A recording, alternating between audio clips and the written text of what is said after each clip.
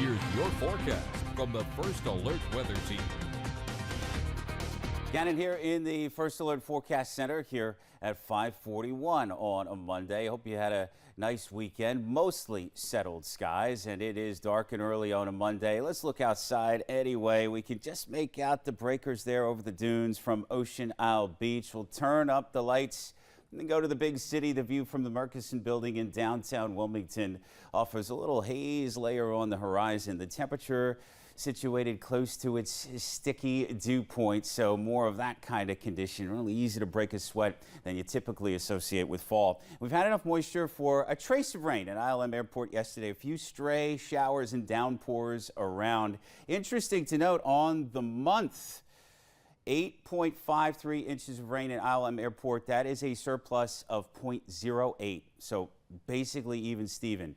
Some places got 8.5 inches of rain in like 2 hours time on the 16th. So that's just how variable it is. But we keep the stats anyway, and the airport does anyway. And we've got a little modest surplus officially on the year as we pull up to today, September the 30th. Maybe a little more in the gauge with some isolated showers and thunderstorms. Otherwise, steamy sun to frame your school day forecast and some isolated fog first thing. Let's note that. Now let's go through the phone book of tropical systems. We have well to the east of eastern Canada, Isaac as a tropical storm starting to accelerate over colder water. So this is a completely non-threatening entity. We'll introduce it to you or reintroduce it to you this morning, but it is moving away. Don't need a cone on that. And I don't think we need one on Joyce either. It is a fledgling tropical depression. It has the J name because it was a tropical storm, but I think this stays out east of Bermuda.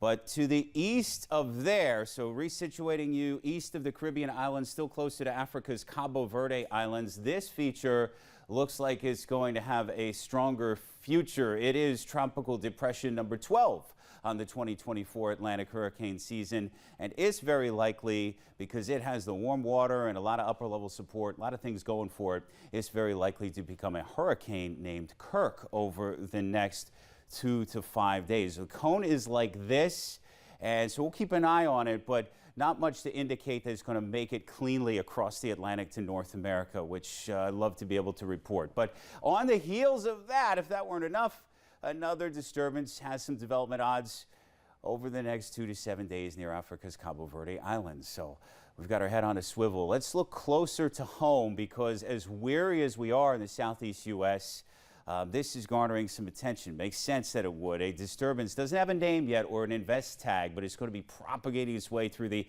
balance of the Caribbean and into the Gulf over the next 2 to 7 days. Mixed computer model signals relative to the development of this. So no definable threats, but it certainly is an item of interest because compared to all the rest of the tropical items that we ran down, this one is closest to home. Relatively speaking, closest to home. Let's get back to our shores today. Middle 80s in the air, upper 80s in the surf per your beach forecast. Just like the mainland, we'll have a chance for a pop-up shower or storm, but a lot of dry time. Hey, for our east and south facing beaches, the tide comes in next hour. Let's get you offshore. Chance of a stray shower or storm here. That might locally kick up the winds and waves, but as a baseline, those two metrics are pretty friendly, so no advisories effective from the National Weather Service today. Toasty sun and a few storms. It's October. Let's cool it down, right? Well, a little bit tomorrow. Some cloudy periods and stray showers on the menu. Nice looking day on Wednesday and another one for Thursday. Some stray showers to close the work week, but a lot of dry time and some cooler inklings as we turn from Sunday into next week. Bill and Kim peeking into your 10-day forecast. Back to you.